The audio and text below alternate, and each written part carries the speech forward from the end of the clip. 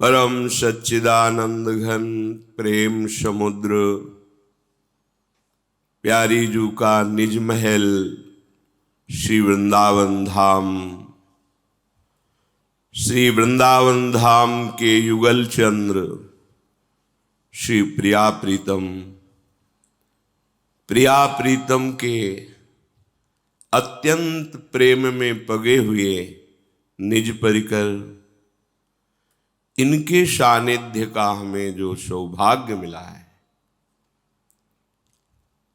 ऐसे महामहिम धाम में अगर एक क्षण भी हम बैठ गए हैं, यहाँ प्रवेश कर गए हैं, तो आपके ऊपर प्रभु की लाडली जू की अहेतुकी कृपा हुई है और अब आपके जीवन में परम आनंद का द्वार खुल गया है। अब आपको प्रवेश करना है। प्रवेश करना अर्थात चाह करनी है। सच्ची मानना अभी तत्व का बोध नहीं है, इसलिए ये बात समझ में नहीं आएगी। आपको प्रभु इतना प्यार करते हैं कि आप जो चाह करते हैं विवश होकर के प्रभु वही रूप धारण कर लेते हैं और आपकी चाह की पूर्ति करते हैं, यदि आप शरणागत हैं और भजन परायण हैं। नहीं तो किसी की यहां चाह पूर्ति आज तक नहीं हुई। सब चाह कर रहे हैं धन की, भोगों की, पद की, प्रतिष्ठा की। जिनको मिल भी गया वो भयभीत है छूट न जाए, आगे मैं इसी पद में स्थित रहूं, आगे इस भोग को भोगता रहूं, आगे हमारे पास संपत्ति बढ़ती रहे। चाह कभी पूर्ण नहीं हुई। चाह जीवन भर जलाती रहती है। यदि प्रभु की शरण में हो, प्रभु का भजन करने का अवसर मिला, फिर आपने चाह की भोगों की, तो हमारे प्रभु इतने करुणामय हैं। बहुत विचार की बात कह रहा हूं, केवल भावुकता से नहीं। वो वही रूप धारण करके आपके समीप हो जाते हैं। आप जिस वस्तु की भोग की इच्छा करते हो, वो वस्तु प्रभु बन जाते हैं। जो भोग की इच्छा करते हैं, जो इच्छा करी हो मन माही, हरि प्रसाद कछ दुर्लभ नहीं। जब वही सब कुछ बने हैं, शास्त्र सिद्धांत है, जब सृष्टि नहीं थी तो मैं ही था, जब सृष्टि नहीं रहेगी तो मैं ही रहूंगा, बीच में जो कुछ भी है वो सब मैं ही हूं। तो आपने चाह प्रभु की प्रभु रूप से नहीं की, इसलिए प्रभु नहीं मिल रहे। आप चाह उन्हीं समर्थ प्रभु से जो जो कर रहे हैं वो देख रहे हैं, तुम्हारी सुन रहे हैं। अगर चाह मिट जाए और प्रभु की चाह प्रकट हो जाए तो भगवत प्राप्ति जैसा सहज कुछ है ही नहीं। किसी ने किसी महापुरुष से प्रश्न किया कि हमें 20 वर्ष हो गए भजन करते हुए, हमें भगवान क्यों नहीं मिले? कितना भजन करना पड़ता है, क्या करना पड़ता है जिससे भगवान मिले? मुझे क्यों नहीं मिले? तो उन महापुरुष ने कहा, तुम सत्य को साक्षी करके सच्चे हृदय से बताना, क्या तुम्हारे मन में भगवान से मिलने की वास्तविक चाह है? थोड़ी देर शांत रहे और कहा, कभी कभी ऐसा आता है कि भगवान मिल जाते तो ठीक है। बोले, चाह का स्वरूप नहीं है। आप कोई व्यापार करते हैं, उस व्यापार में आप क्या चाह करते हैं कि अच्छी लाभ वृत्ति हमारी पूर्ण हो, हमें अच्छा धन प्राप्त हो और जब नहीं प्राप्त होता तो आपको कैसा लगता है? तो बहुत जलन होती है और व्याकुलता होती कि मुझसे क्या कमी रह गई, जो मुझे लाभ मिलना चाहिए व्यापार में वो लाभ क्यों नहीं मिला। बोले इसे चाह कहते हैं। ये चाह है। आपका हृदय जलने लगे, अंतर दाव लगी रहे, धुआं न प्रगटे कोय, कह जाने दिल आपनो या जा सिर बीती होए। अंतर में आग लग जाए, क्यों नहीं प्रभु मिल रहे। बोले आपको सुख से नींद आती है, भोजन अच्छा लगता है, परिवार से बातें करने में अच्छा लगता है, घूमना फिरना अच्छा लगता है, सच्ची बताना। बोले जी। तो बोले अभी चाह ही नहीं प्रभु की मिलन की। चाह जब प्रकट होती है तो विषय भोग, निद्रा, हंसी, जगत प्रीति, बहुबात, ये अच्छा ही नहीं लगता, कुछ अच्छा नहीं लगता। तद्विस्मरणेन परम व्याकुलते थी। ऐसे महापुरुष से विस्मरण तो होता ही नहीं। अगर विस्मरण का भ्रम हो जाए, परम व्याकुलते थी, तड़पने लगते हैं, प्राण व्याकुल होने लगते हैं। और भोग सामग्री, लोक लोकांतर की पद प्रतिष्ठा चाह से ही केवल पूर्ण नहीं होती, उसके लिए आपको प्रयत्न करके साधना, सुकृत, पुण्य, तपस्या और भी सब करना पड़ेगा। लेकिन सच्ची मानो प्रभु की प्राप्ति केवल चाह से होती है। बस ये चाह प्रकट करना महापुरुषों के संग से ही हो सकता है। साधना से प्रभु का साक्षात्कार नहीं होता, तपस्या से प्रभु का साक्षात्कार नहीं होता। आपको लगेगा ऐसा क्यों कह रहे हैं? क्योंकि आज तक कोई साधना का मूल्य ऐसा नहीं हुआ जो प्रभु को खरीद सके। अनंत महामहिम प्रभु को कोई तपस्या के द्वारा खरीद सके, ऐसा कहीं प्रमाण नहीं मिला। लेकिन जब चाह करके अंदर से हमारी व्याकुलता बढ़ती है, तो बाहरी चेष्टा को आप साधना कह लें, तपस्या कह लें, योग कह लें, वो अलग बात है। उस चाह में प्रभु का प्रादुर्भाव हो जाता है। ऐसी चाह जिसने सब चाह को भस्म कर दिया, अब जिया ना जाए, जिया ना जाए, अब चैन नहीं।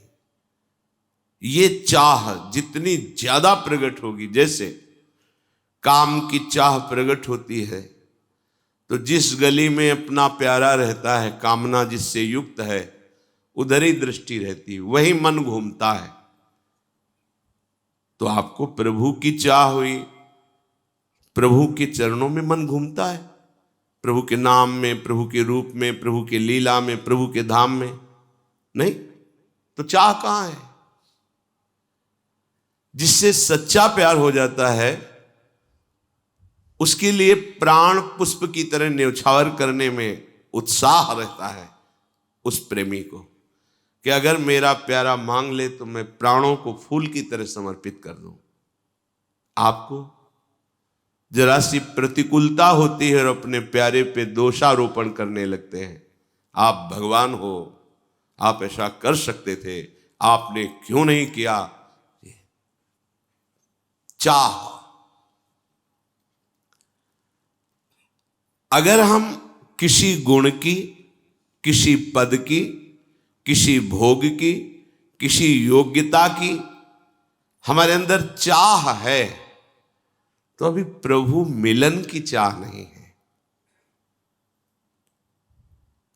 हमारा चित्त जिस विषय का चिंतन करता है, मेरे प्रभु अंदर बैठे देखते हैं, वो बेपरवाह हो जाते हैं। प्रभु लगे रहो, जो चाहोगे मैं वही रूप रख के आ जाऊंगा, वस्तु का, व्यक्ति का, पदार्थ, उनके सिवा कोई है नहीं। मत्ता परतरम नान्यत किंचिदस्ति धनंजय। और जब प्रभु मिलन की चाह होती है तो प्रभु चिंतित हो जाते हैं, भक्त बेपरवाह हो जाता है। अभी क्या है, प्रभु बेपरवाह है, हम चिंतित हैं। प्रभु मिलन के लिए नहीं, भोगों के लिए, पद प्रतिष्ठा मान सम्मान यश कीर्ति, ये बड़ा जाल है माया का, जो जितनी ऊंचाई होता है वही जाल फेंक कर फंसाने की कोशिश करती है। संसार की प्रत्येक वस्तु, व्यक्ति, स्थान, ये जब तक तुम्हारी चाह का विषय बनेगा तब तक भगवत साक्षात्कार साधना करने पर भी नहीं होता। इतना समझ लो कि साधन का केवल फल है असाधनों का त्याग हो जाना। बिना साधना के असाधन का त्याग नहीं होता, इसलिए साधन करना जरूरी है। पर साधन से भगवत साक्षात्कार हो जाएगा ऐसा हमने अभी तक कहीं सुना नहीं, पढ़ा नहीं। प्रभु का स्वभाव है कि जब तक प्रभु को आप चाहेंगे नहीं तब तक वो आपके सामने अपना रूप प्रकाशित नहीं करेंगे। ये हृदय की बात, मुख से आप रो के कह सकते हैं। देखो, अलग अलग वृत्तियां होती हैं। जब आपके आंसू निकलेंगे और आप कहते हैं मुझे लाडली कब मिलेंगे, तो यहां हृदय में आपके दर्शन से तत्काल पता चलता है कि लाडली के लिए आंसू नहीं है, किसी समस्या और दुख और आंतरिक वृत्ति से थकित होकर यह बात कही जाती है। वो समझ में, आपके हृदय में उस समय केवल लाडली ही है और उनके मिलन के लिए प्राण व्याकुल है। वो समझाना नहीं, ये अध्यात्म है, परमार्थ है, इसमें बाहरी बातें नहीं चलती हैं। प्रभु हमें ऐसा प्यार करते कि हम जब चाहें, जिस रूप में चाहें, उसी रूप में भगवान हमारे सामने आते रहते हैं। त्रिलोचन जी ने चाह की कि मुझे नौकर मिल जाए तो अखिल कोटि ब्रह्मांडों के साहब अंतर्यामी नाम रख करके नौकर के रूप में आ गए। अर्जुन ने चाह की कि गांडी जैसा धनुष, अक्षय तुड़ीर, समस्त दिव्यास्त्र, दिव्य रथ, दिव्य अश्व, तो सारथी भी दिव्य होना चाहिए। तो मेरे प्यारे सखा अगर सारथी रूप में हो तो मैं विश्व को परास्त कर सकता हूं। तो समस्त जगत के स्वामी सारथी बन के बैठ गए। जहां अर्जुन उच्च सिंह आसन पर, और सारथी का आसन कहां होता है? रथी की पादुका के पास। जिनके चरण रखने की चौकी को ब्रह्मा शंकर आदि अपने मस्तक से नमन करते हैं, वो प्रभु वहां बैठ गए। चाह जो जो करोगे, आप शरणागत हो, प्रभु के लाडले हो, वो आपकी चाह पूर्ति करते रहेंगे। आपने मां, पिता, पत्नी, पुत्र, धन, संपत्ति, जो जो चाह की है वो बना हुआ आपके पास बैठा हुआ है। वही, ये सच्ची बात। जब वो दर्शन कराते हैं ना, तब आपको अनुभव होगा कि अरे ये पर्दा हट जाता है पांच भौतिक, दिखा, अरे वही वही वही। ये जो श्लोक लिखा हुआ है, विद्या विनय संपन्ने ब्राह्मणे गविहस्तनी स्वनीचय सुपाके चा पंडिता समदर्शिना।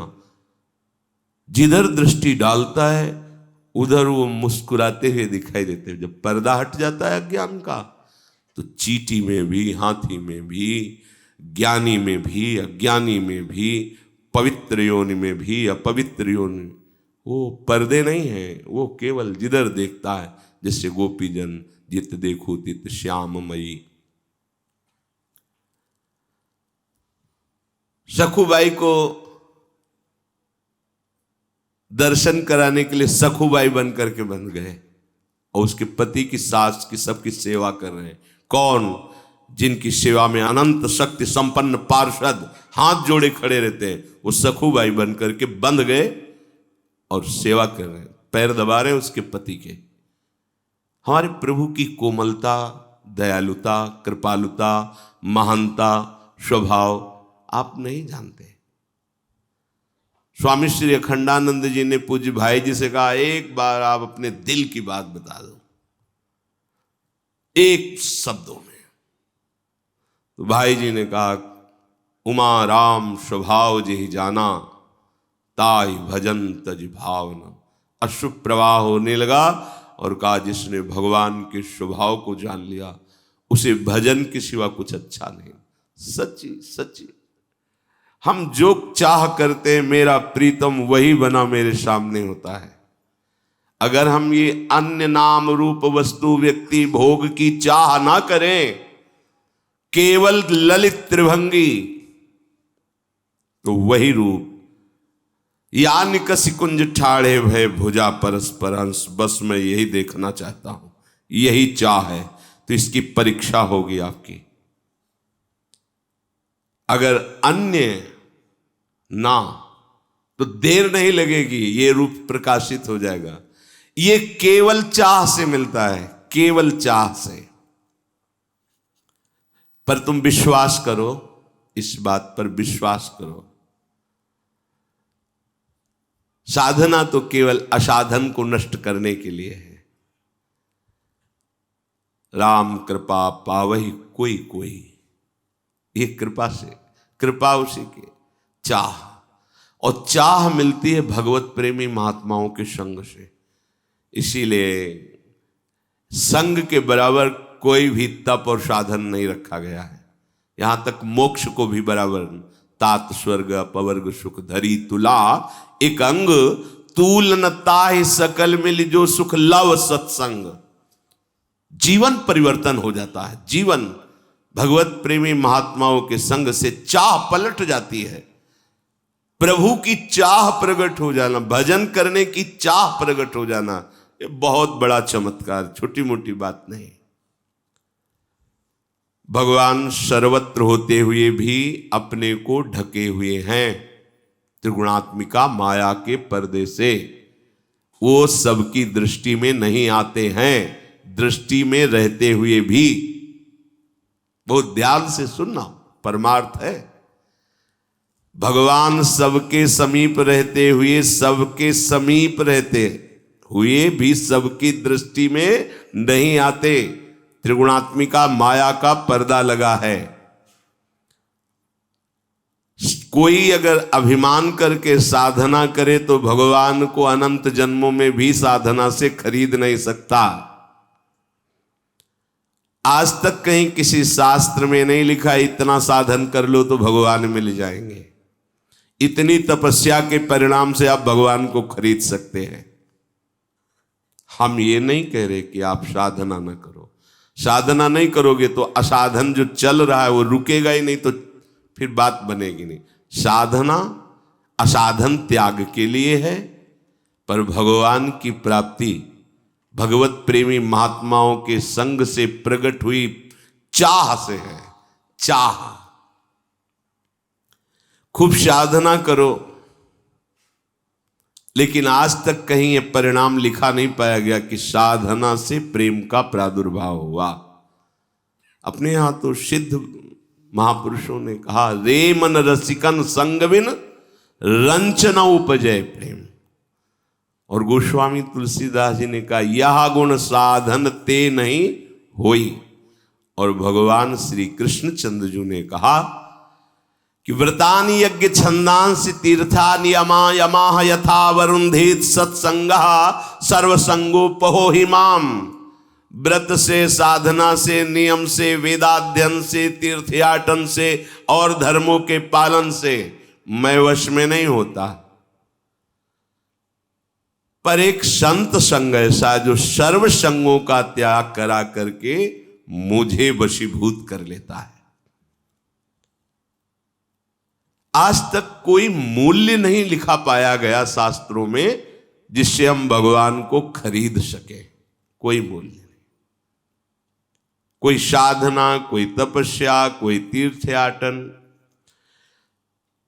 हमने तो महापुरुषों के मुख से सुना है कि तीनों लोकों की तपस्वियों की तपस्या इकट्ठा करके भी भगवान को नहीं खरीदा जा सकता। भगवान की कोई कीमत नहीं। इसके दो अर्थ हैं। भगवान की इतनी महान कि कोई कीमत ही नहीं है।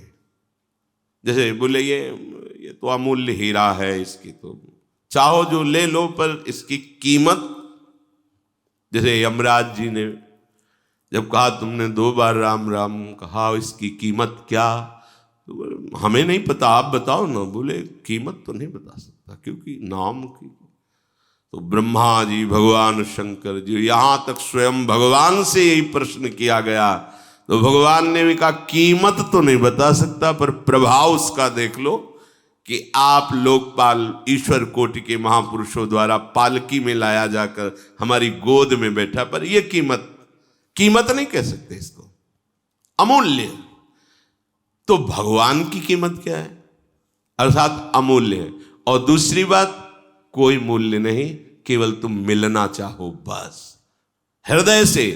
पर इस मिलने की चाह का प्रभाव की अन्य कोई चाह नहीं, न सुख की, न दुख की, न लोक की, न परलोक की, यहां तक कि न मोक्षास्याकांक्षा, मोक्ष की भी आकांक्षा है। प्रभु को प्राप्त करना कोई कठिन नहीं है, अन्य चाहों का त्याग करना कठिन है। बात समझो, ये हम कोई अलंकारिक भाषा नहीं बोल रहे। प्रभु की चाह आग की तरह हृदय में प्रकट हो जाती है। ऐसी बेचैनी पैदा होती है कि कुछ अच्छा नहीं लगता। बावरो सो रस में फिरे खोजत नेह की बात, कोई उनकी रूप की चर्चा, गुण की चर्चा, नाम की चर्चा, धाम की चर्चा सुनाए तो जैसे भूखे प्यासे को थोड़ा सा मिल जाए तो प्राण पोषण हो जाए, बस। और कोई उसकी चाह को संतुष्ट कर सके ऐसा त्रिभुवन में कोई पद नहीं। देखो, न पारमेष्ठम, न महेंद्र धृष्ण्यम, न रसाधिपत्यम, तो कोई पद नहीं, कोई भोग नहीं, कोई व्यक्ति नहीं। जब चाह प्रभु के मिलन की प्रकट हुई, प्रभु की चाह समस्त चाहों को भस्म कर देती है।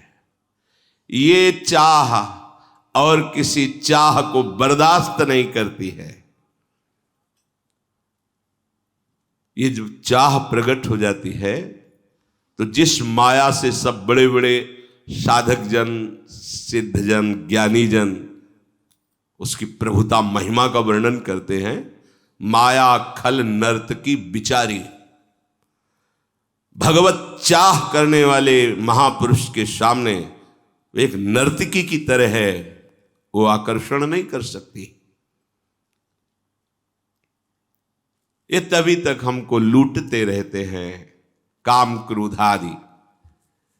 तावद रागा दहस्तेनास्तावत कारागृहम गृहम, तावन मोहोंघ्र निगडो यावत कृष्ण नते जनाहा। हे कृष्ण, हे श्याम सुंदर, जब तक तुम्हारा जन नहीं बन जाता, तब तक यही काम क्रोध लोभ मोह मद मत्सर राग द्वेष जो चोर हैं, ये सुकृत का ऐसे चतुरता से ठगी करते हैं कि हम राजी रहते हैं खुशी हो करके। लेकिन जो प्रभु का जन हो जाता है, फिर नहीं। ये मोह की बेड़ियां ऐसी मजबूत बेड़ी है जिसे किसी अस्त्र से नहीं काटा जा सकता। मेरी मां, मेरे पिता, मेरा भाई, मेरी भाभी, मेरा मौसी, ऐसा अंदर बैठ गया है कि इनके लिए प्राण देना सहज लगता है। बड़ा कठिन राग। जब तक प्रभु का जन नहीं हुआ, तब तक इस राग का त्याग करना। मोह की बेड़ियां ऐसे जकड़े रहती हैं, नहीं निकल सकता, नहीं निकल सकता।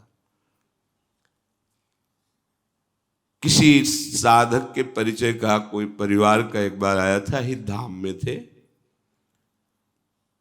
मिले, फिर वो गायब से हो गए। तो सेवा में रहते थे वो, उन्होंने कहा वो आए थे, फिर पता ही नहीं उनका कहाँ।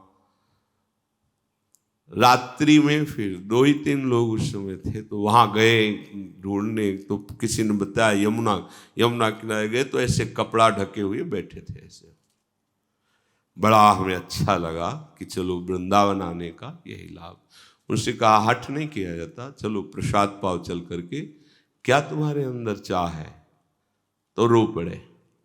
कहा हमारी बिटिया को उसके ससुराल वालों ने त्याग दिया है, तो हम प्राण त्यागने आए, ना खाएंगे पिएंगे ना कुछ करें। और रो पड़े कि ऐसा ऐसा। अच्छा है, भाव अच्छा है, पर अपने लोगों के लिए जो भाव आदर का होता है कि अगर ये होता कि एक बार श्री जी दर्शन दे मुझे, या श्री जी का भजन या प्रेम मिले, जीवन व्यर्थ जा रहा है, तो चरणों में लौटने का मन करेगा। धन्य हो तुम, गृहस्थ होते हुए भी धन्य तुम्हारी ऐसी चाह है। उस चाह, इसमें तो पूरा संसार फंसा हुआ है। तावन मोहोंघ्रि निगडो, ये मोह जंजीर की तरफ बांधे हुए अपना जीवन न्यौछावर कर देते हैं मोह के प्रति। 1,00,000 2 लाख नहीं, प्राय सब, कोई बिरला है जो इस मोह की जंजीर को काट करके भगवान के भजन मार्ग में चले। हमारे मन में प्रभु की चाह तभी मानी जाएगी जब जीने की भी चाह नहीं, किसी के संग की चाह नहीं, किसी भोग पद प्रति कोई अन्य चाह ही नहीं। चाह मिटी, चिंता मिटी, और मनुआ बेपरवाह। और जिनको कछु न चाहिए ते शाहन के शाह, वो बादशाह है जिसको कुछ नहीं चाहिए।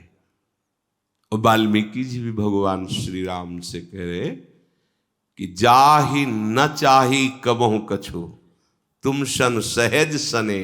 सहज, कोई चाह लेकर के आपसे प्यार नहीं है। आप ऐसा करें तो आप मेरे प्यारे, आप ऐसा ना करें तो आप झूठे, आप प्यारे नहीं, ऐसा नहीं। प्यार में नहीं होता। तुम सन सहज सने, तो बसहु निरंतर तासुर, सो राउर निज गे। ऐसा नहीं कि आए और चले गए झलक देके, नहीं।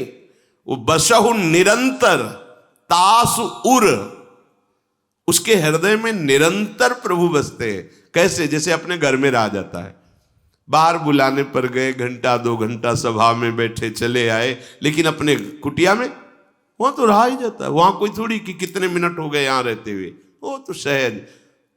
उसका हृदय महल है, जिसके हृदय में कोई चाह नहीं, सहज में प्रिया प्रीतम से अपनापन। वहां प्रिया प्रीतम खेलते हैं। नारायण या गौर श्याम को हृदय निकुंज बसैये। एक बार देखने की प्रबल चाह। चाहो न सुगति सुमति संपत्ति कछु, रिधि सिद्धि विपुल बड़ाई। हेतु रहित अनुराग राम पद, बढ़े अनुदिन अधिकाई।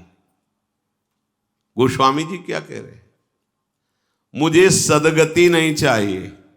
देखो, प्राय भजन का फल हम क्या चाहते हैं कि हमारा कल्याण हो जाए, सदगति हो जाए। लेकिन जिसे प्रभु से प्रेम है वो क्या कह रहे हैं?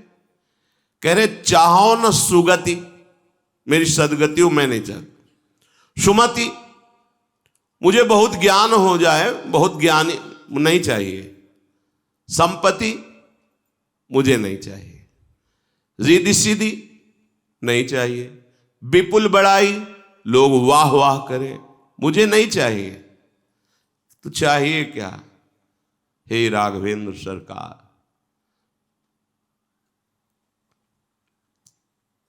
आपके चरणों का चिंतन करते हुए, आंसू बहाते हुए समय कटे बस यही। मृत्यु की बाट जोह रहे हैं, मुख में नाम है, हृदय में उनकी प्रति प्रीति है, आंखों में अश्रु रूपी पुष्प हैं जो प्रतिपल चढ़ा रहे हैं। बस इतना चाहिए। कोई सदगति, कोई ज्ञान, कोई रिद्धि सिद्धि सब नहीं चाहिए। आपका चिंतन करते हुए, अश्रु प्रवाह करते हुए, अनुराग पूर्वक। तो ये महामहिम स्थिति है।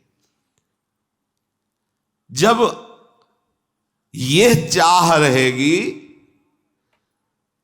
तो प्रभु एक क्षण के लिए भी ओझल नहीं होते। पी मूर्ति नैनन बसै, तेहि रस रहाय समाय। जिससे कल चर्चा में था कि कभी तो ऐसा लगता है मिले ही नहीं, कभी ऐसा लगता है कि बिछुड़े ही नहीं, कभी मिलन कभी विरह। ये प्रेम की वृत्तियां हैं। छिन छिन रुदन करंत, छिन गावत आनंद भरी, छिन छिन हार हसंत। ये प्रेम की भान उफान तरंगे हैं। भगवत प्रेमी महात्मा के क्षण मात्र के संग से ऐसा दुर्लभ चाह प्रकट होती है। ये चाह, इसीलिए चाहे शिव बिरंच सम होई, गुरु बिनु भवनिधि तरे न कोई। लोग प्रश्न करते हैं तो प्रश्न की धारा को अपने गुरु प्रताप से समझा जाता है कि क्या इसका भाव है। तर्क संगत प्रश्न करोगे कि क्या गुरु के बिना कल्याण हो सकता है, तो उत्तर होगा कि आप किसी मनुष्य को गुरु नहीं, प्रभु को गुरु बनाइए और उनका नाम जप कीजिए, मंगल हो जाएगा। लेकिन क्या आपको सेवा कुंज जाना, निधिवन जाना है, बाके बिहारी जाना, राधा वल्लभ जी जाना है, तो आपको क्या गाइड की आवश्यकता नहीं पड़ेगी। आप बाहर से आए हैं तो आपको पूछना होगा। अगर कहीं एक विश्वसनीय जो सब जगह दर्शन कर चुका है और वो पास हो, तो आप निर्भय होकर बिना किसी प्रश्न के उसके साथ छोटी छोटी गलियों से होते हुए वहां पहुंच जाएंगे। आप आनंदित रहेंगे, कोई संशय नहीं होगा और ठीक ठिकाने पे पहुंच जाएंगे। तो बिना परिचय जानने वाले के हम परिचय कैसे जान सकते हैं? अब वो परिचय जनाने वाला प्रभु का कोई दूसरा नहीं होता। सोई जानई जेहि देहु जनाई। वो अपने को जनाने के लिए ही हमारी जैसी भाषा बोलने वाले, हमारे जैसे दिखने वाले रूप को धारण करके वो हमें समझाते हैं। बंदों गुरुपद कंज, कृपा सिंधु, नर रूप हरि। कौन है? सोई जाने जे देहु जनाई। तुलयाम लवेनापि न स्वर्गम ना पुनर्भवम, भागवत संग संगस्य मर्त्यानाम किमुताशिषा। अगर ऐसे महापुरुषों का संग मिल जाए तो उस संग की तुलना में स्वर्ग या मोक्ष की भी बराबरी नहीं। फिर मर्त लोक के भोगों की बात क्या। एक क्षण में, यह विश्वास की बात है, हमारे जीवन का पूरा परिवर्तन होके एक क्षण में भगवत प्रेमी महात्मा पर हमारा विश्वास और श्रद्धा जितनी जोर की होगी उतना। अगर हमारा श्रद्धा विश्वास दृढ़ है, देखो कई बार कहा है, आप भगवत प्राप्ति की चिंता छोड़ दीजिए। वृंदावन में बैठा हूं, मेरे वचन स्वीकार कीजिए। आप अनन्य हो जाइए श्यामा श्याम की। सारा ठेका वहां तक पहुंचाने का। बोले इतने हम नहीं, हम अपने आचार्यों की वाणी के अनुसार करते हैं। हरिवंश प्रताप नाम नौका निज खेवक, भवसागर सुख तरत निकट, हरिवंश जो सेवक। अंगद जी में बल नहीं था, नहीं था, समुद्र नहीं लांघने का उत्साह था। समुद्र लांघने का उत्साह कि वहां गया वहां से वापस आऊं कि ना आऊं, इतना उत्साह। जहां से वापस आने की शंका थी, उसी सभा में चरण गाड़ दिए कि सिया राम जी को दांव में लगा दिया कि राम जी वापस चले जाएंगे, सीता जी को हार जाएंगे तो मेरा चरण उठा ले। पर कैसे? राम प्रताप सुमेरीपन रोपा, अपना बल नहीं, राम प्रताप। तो हम जो आपको कहते हैं ना ठेका लेते हैं, हरिवंश प्रताप ही जानत हैं। हरिवंश प्रबोध आप सुन करके भी नहीं जान पा रहे। महिमा तेरी कहा कहो, श्री हरिवंश दयाल तेरे द्वारे बटत हैं। शब्द सुनो, सहज लाडली लाल, सहज सहज लाडली। तो द्वारे बटत हैं तो मतलब पंक्ति, पंक्ति मतलब अनन्यता, अनन्यता मतलब मन क्रम वचन त्रिशुद्ध सकल मत, हम श्री हित हरिवंश उपासी प्रियालाल मिलेंगे। इनके बल से प्रियालाल मिलेंगे। जब राधिका श्याम प्रसन्न भये तब नित्य समीप सुख खींच ले, पर तुम्हारा रोना बंद नहीं होता अपनी अनुकूलता के लिए। देह अनुकूलता, मन अनुकूलता, इंद्रिय अनुकूलता, और फिर उसमें जब आप साधन की चरम सीमा सुनते हैं तब आपका हृदय घबरा जाता है। ऐसों को भगवत प्राप्ति नहीं तो मेरे को क्या भगवत प्राप्ति, तो हो कहां तुम? तुमने सोचा कि तुम नाव में बैठे हो, साधना नहीं। उसी समय तुम्हारे मन में किसी उपासक से चर्चा में कि ऐसे ऐसे लक्षणों से तो नरक की प्राप्ति होगी, तो हाथ जोड़कर उसने कहा कि ये बातें दूसरों को भयभीत कर सकती है, कृपा कीजिए मुझे नहीं, मुझे अब ये बातें भयभीत नहीं कर सकती है, क्योंकि हम किसी साधन पक्ष के हम में नहीं है। हम तो आप ले जाओ बैठाला वहां बैठ गए हैं। उस समय तो ऐसे कर, बाद में चिंतन में हृदय शीतल हुआ। यही यही हम चाहते हैं। हम भी कहें कि तुम्हें नरक मिलेगा तो तुम्हें हंसी आनी चाहिए कि आपने कहा था ऐसा, वो बात हमारे बैठ गई है। अब नरक स्वर्गा पवर्गास नहीं त्रास है, जहां राखोता रहो मानी सुखरा। अब भय की जरूरत क्या है? सच्ची मानिए, बिना प्रीति के, उसे ही चाह कहते हैं, बिना प्रीति के प्रीतम नहीं मिलते, और बिना अन्य चाहों के त्याग के प्रीति प्रकट नहीं होती, और सर्व त्याग बिना भगवत प्रेमी महात्माओं के नहीं होता। श्री भगवान के वचन, सर्व संगो पहो ही माम, सर्व संगों का त्याग कराने की सामर्थ्य। अब ये चूक साधक कर बैठता है, वो ये नहीं समझ पाता है कि हम जिनके संग जिस मार्ग का अनुसरण करते हैं वहां सब संबंध काटने हैं, वो नहीं समझ पाता है। वो बड़ा निष्ठुर समझता है गुरुजनों को, संत जनों को। इनके हृदय में तो प्रेम है नहीं। ये क्या जाने माँ पिता भाई बंधु परिवार का प्रेम। हम जिस प्यार के लिए जिस मार्ग में कृपा से लाए गए हैं उस मार्ग में हम निर्मोही नहीं हुए हैं। हाँ, हम ये जान गए हैं कि जिससे हम प्यार करते थे उसका असली रूप क्या है। मूल के माँ में जो माँ की तरह में दुलार कर रहा था, पिता में पिता की तरह जो पालन कर रहा था, रिश्ते नातों में जो हमें आकर्षण हो रहा था वो इन्हीं का था, मूल मिल गया।